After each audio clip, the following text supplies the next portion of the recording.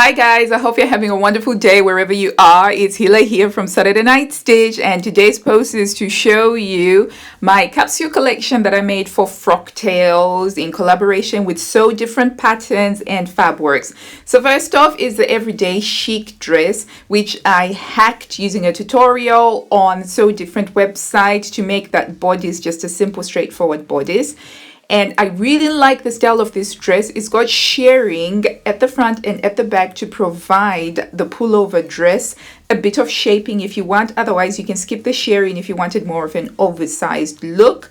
I used a gingham check fabric, which is a poly wool mix that I got from Fabworks, obviously. And I cut the bodice, the front bodice piece on the bias just to mix it up a little bit. I used a satin lining for those huge gigantic pockets that I love because I can put my Kindle in them. It's a very comfortable dress, and even more awesome is that it's quick to sew up because it doesn't have any zippers or buttons and you can pull it over you. Next up is So Different's latest pattern called the Geo Dress, and this is a fantastic sweater dress slash chic style dress, which has also got gigantic pockets right at the front, and it features dolman sleeves. Now I decided to use some of this deco ponte fabric from Fabworks in all of the different colorways and patterns that they had, because I just thought the pattern pieces would look really great if I used texture blocking and color blocking.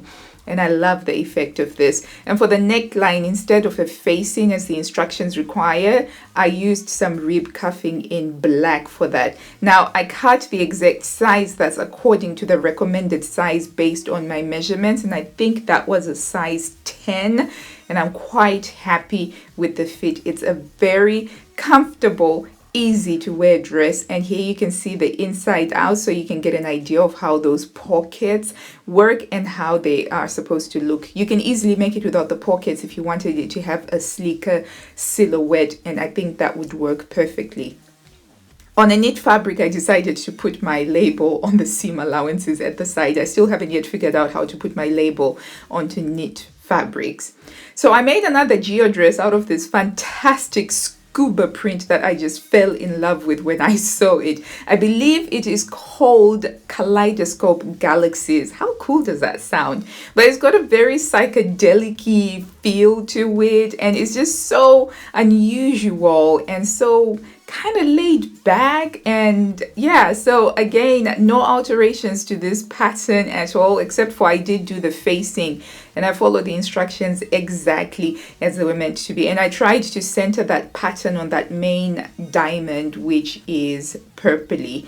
And sewing it up went really well. I mostly used an overlocker and to treat the edges, and then I used my sewing machine to sew, because it does have some corners that you have to get into, and the sewing machine will probably give you better accuracy than trying to use your overlocker. But again, this is a fantastic, unique one-off piece that I really like.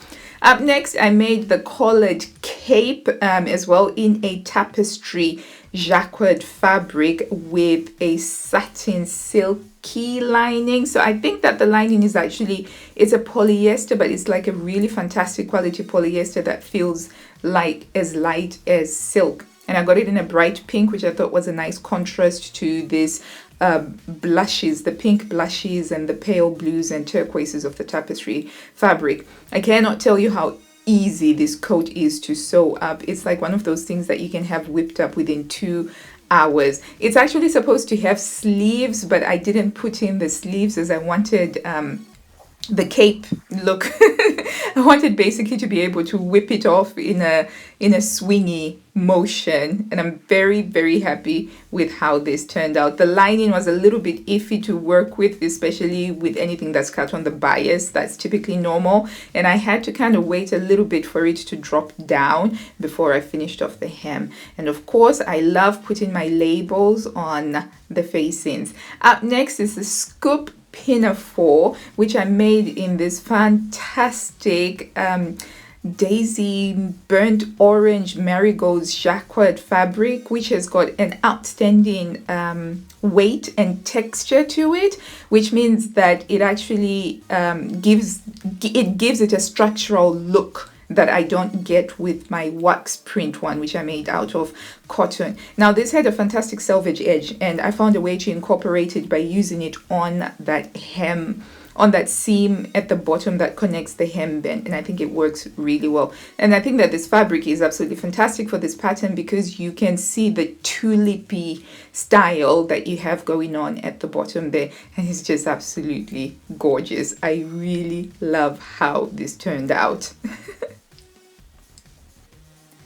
So I'm showing you the back there, and that's the inside, so you can kind of get an idea of how those big pockets, again, that's a distinguishing feature of so different patterns, is that she does put in these lovely big pockets, and all of her patterns are pull over style, so you don't have to worry about sewing buttons or zips or fasteners, except for the collared cape. That's the only one that's just got the one button to do.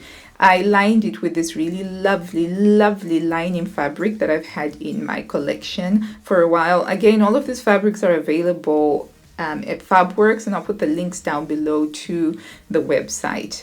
So I was trying to show you here how a proper model is supposed to model, like with a bland face and you're just sort of like straight, but I completely failed to do that doing the catwalk show. I was just swinging around and just having so much fun, as you will see with the next garment that is coming up right now.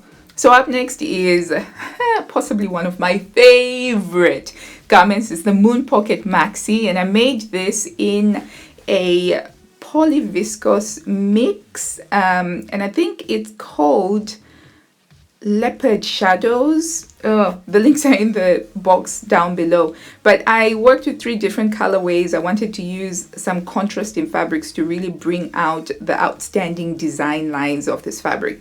I went for the cap sleeve version. You can do a short sleeve or a cap sleeve version, and I loved it.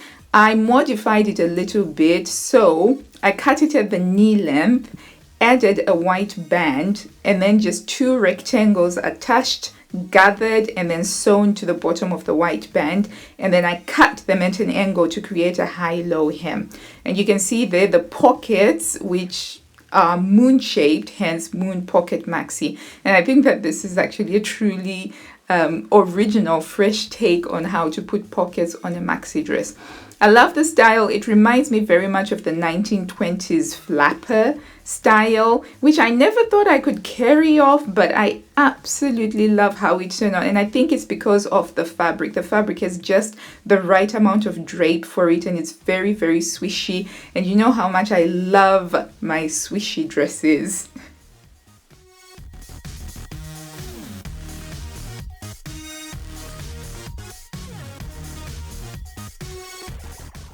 Moving on to the inside of the dress, you can see there that the white band is something that I just attached over the front facing part of the dress. It's not something that actually shows on the inside, and you can see there I decided to put my name tag on the bottom bit rather than on the back of my neck, which I find very sensitive. And you can see the detail of the pockets. I really love this dress. I feel very statuesque, is that the word for it? But I'm trying to attempt some Vogue haute couture poses without much success. Anyway, moving on. This was my gown that I made using a scuba bonded lace fabric, which is kind of like gold with some black flowers. I really liked this fabric so much. I was like, I need 4 meters to make myself a magnificent dress. Unfortunately, I couldn't get the picture of the pattern, which is from a Russian pattern website, but I'll put the link down below. It's Grasa.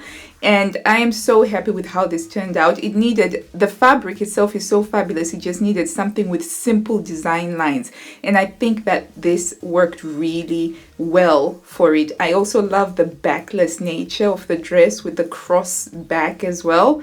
On the night though, I just had to be careful to make sure that I had some double-sided tape so that I wasn't going to show any accidental side boobage, but that didn't happen, so that was fine. But I love the drape and how I feel when I'm wearing this dress. So much so that I've decided to cut the skirt and just make it shorter, perhaps midi length, so that it's something that I would be able to wear, you know, regularly with a black turtleneck underneath with a black roll neck. And in fact, I have my husband's Christmas party to go to in the next couple of weeks, and I'm just going to shorten this, and that's the dress that I'm going to wear for the Christmas party. And I'll make sure that I've got some double-sided tape put down so I can do some dancing and just have a great time with it.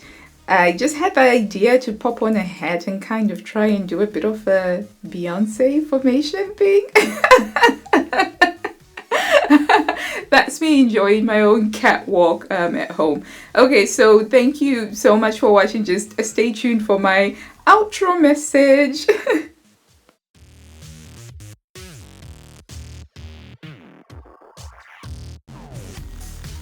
Hey guys, thank you so much for watching. I really hope that you enjoyed my improvised catwalk show in my kitchen dining area.